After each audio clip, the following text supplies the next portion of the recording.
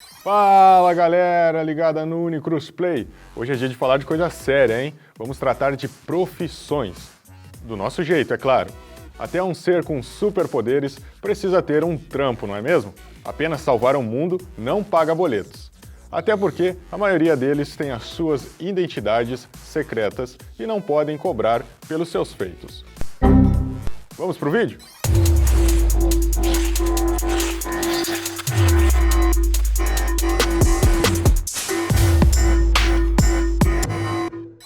Só o conhecimento te dá opções de ir para qualquer lugar no qual ousar chegar. Multi-ingresso Unicruz. Vida que segue o seu curso. Seja por vocação ou disfarce, os super-heróis geralmente precisam ter uma profissão. Senão, ou ele é um milionário, herdeiro de diversas empresas, ou ele vira um ladrão / supervilão com um plano mirabolante para dominar o mundo. Bom, se você está em dúvida sobre qual profissão escolher ou para qual curso fazer vestibular, vale dar uma olhadinha no dia a dia dos personagens. Abrimos a nossa lista com um docente, Charles Xavier, o Professor X, e sim, não é apenas no codinome que ele apresenta a profissão, mas também registrado na carteira de trabalho.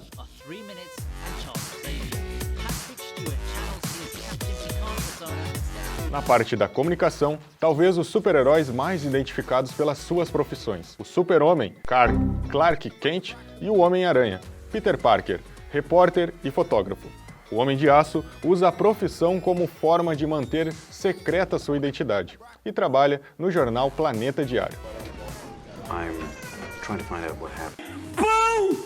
Aqueles pão Seven Boys, né, que é aquela marca? Já o Miranha se aproveita dos poderes para tirar fotos diferenciadas, geralmente capturando as vilanias na cidade. Ele trabalha como freelance no jornal Clarim Diário.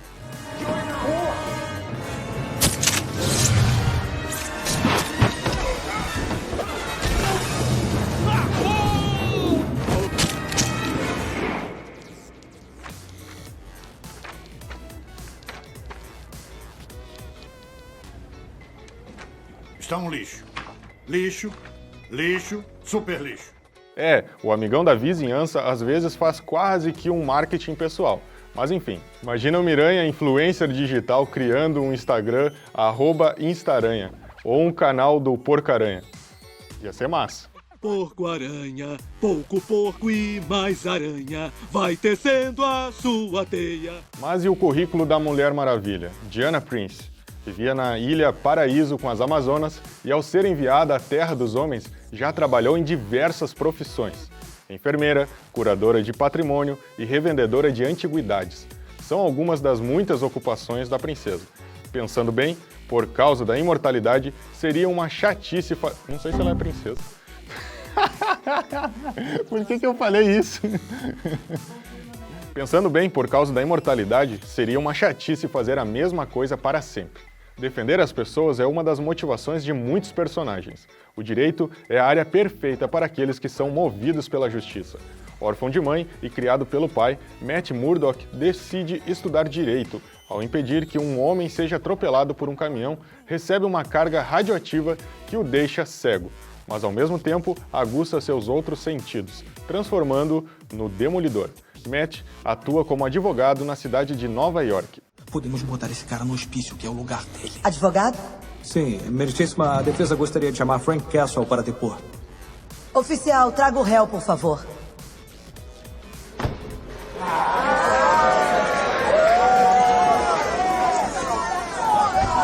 O que está acontecendo? Frank está de terra. Outro estudante de direito é Barry Allen, o Flash. Ele atua como perito criminal no Departamento de Ciência Forense na polícia de...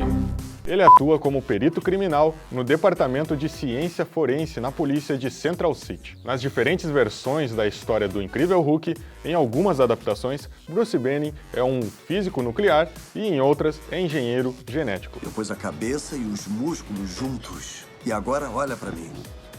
O melhor dos mundos aqui. Com licença, Sr. Hulk. Oi? Pode tirar uma foto? Com certeza, pessoinha. Vem, podem vir. Tira, vai. Ah, tá. Valeu. Digam verde. Verde. Hulk saindo. Bruce. Até mais. Contudo, em todas, o Verdão é um super PhD. É uma das mentes mais brilhantes dos Vingadores e, por outro lado, é a força bruta também. E atualmente está fazendo sucesso no Galo como jogador de futebol.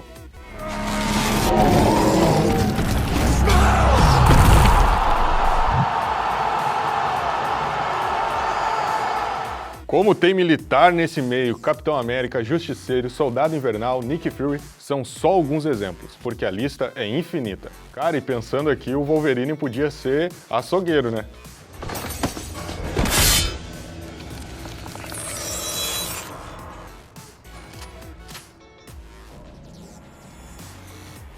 Se engana quem acha que o dono do martelo, quando foi enviado ao planeta Terra, seria um carpinteiro. Estamos falando de Thor.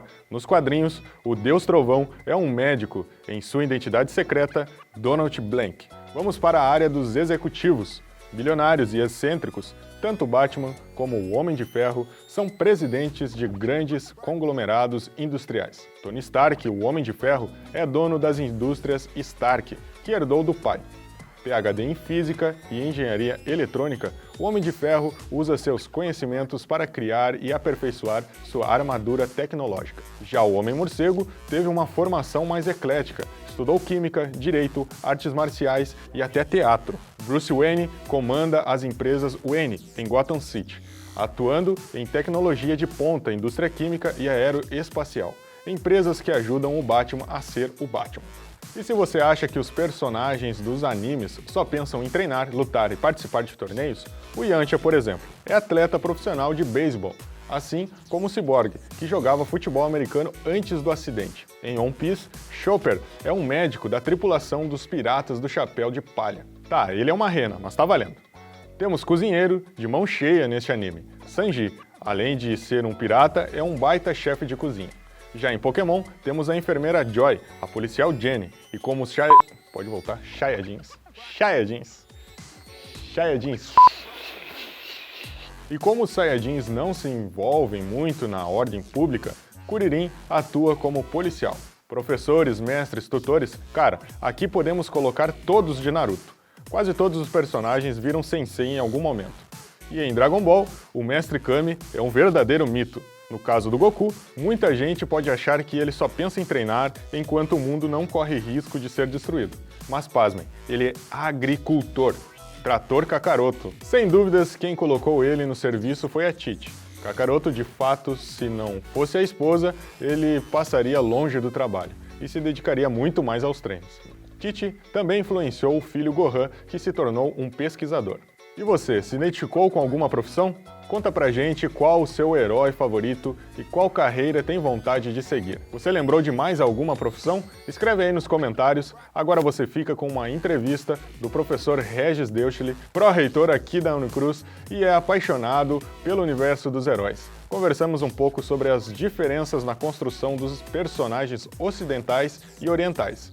Se liga aí!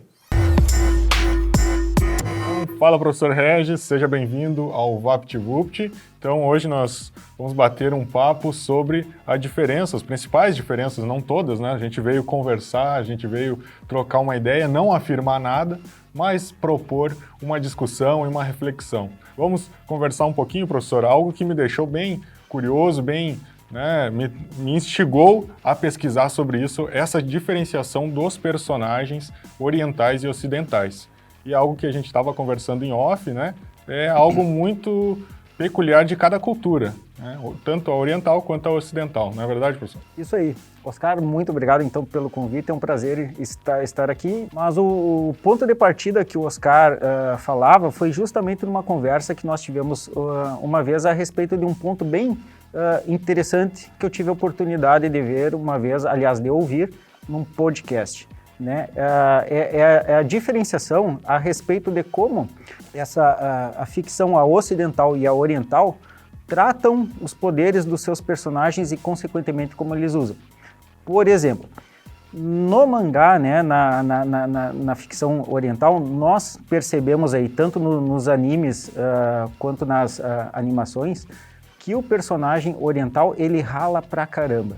Né? Um exemplo é o Naruto. Ele tinha aquele sonho de ser Hokage e ele trabalhou duro para isso. Ele colocou muito esforço, ele colocou muito treino, ele colocou muita dedicação, muito esforço, né? Nós percebemos isso também no Street Fighter, o quanto o Ryu ralou também para chegar no Hadouken, ou mesmo também na história do Goku. Enquanto que no ocidental é aquela história mágica de que parece que foi atingida por um raio e pá! Logo ele está ali com um poder acima da média dos outros humanos, enfim, ou dos outros heróis. Ou ele é mordido por uma aranha radioativa, ou ele recebe um banho de raios gama, né, e a partir daí ele então tem acesso a um mundo de poderes que começa daí a partir dali a jornada heróica dele, né? Então essa diferença de tratamento que os personagens têm na sua construção, né?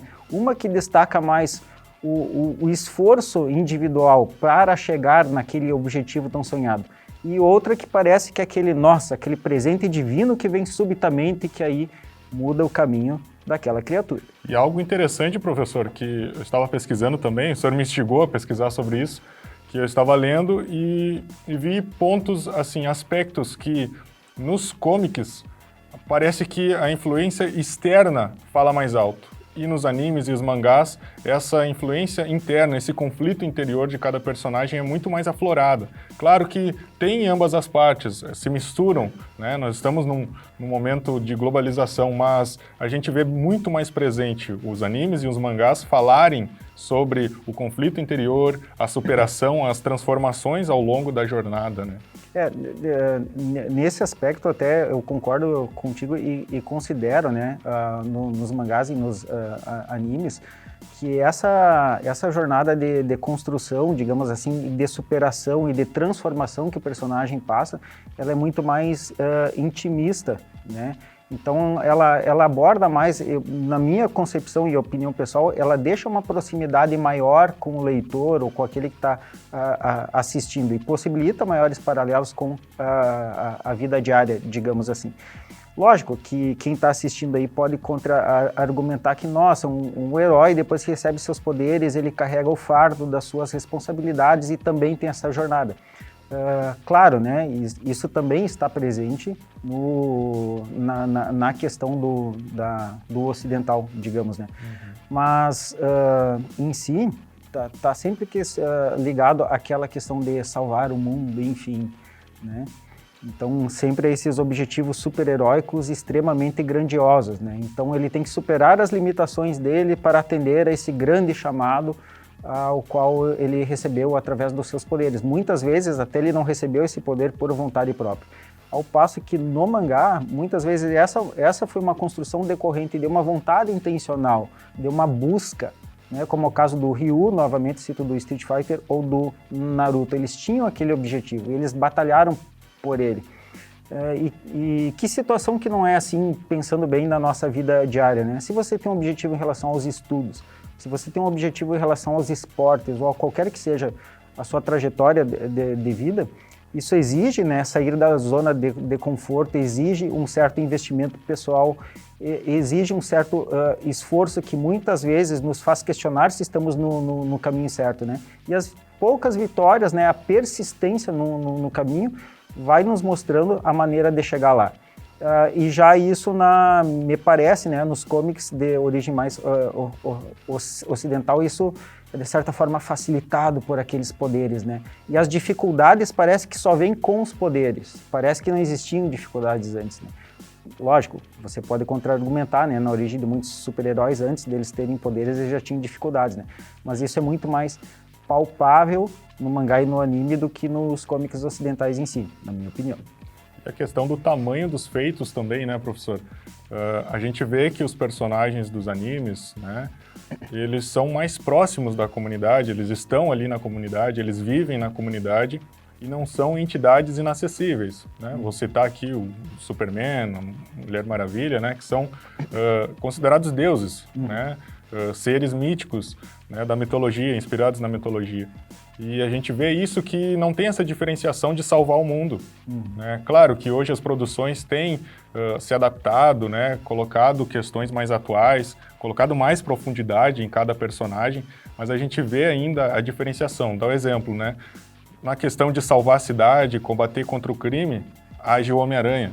Mas de salvar todo mundo, ou juntar todos, ou é o Superman, ou é, né, o Thor, enfim. Liga da Justiça, né? os Vingadores, Exato, os grupos, mas no lado, né, no lado do céu nascente, do sol nascente, do lado do sol nascente, a gente vê que aquele cara que se esforçou, que é o personagem geralmente principal, né, do anime, que está contando aquela história, ele salva o mundo, ele salva o país inteiro, não tem essa diferenciação de quem vai salvar a vizinhança, do amigão da vizinhança, que a gente costuma dizer, e do super-herói, do, né, mega deus do poder.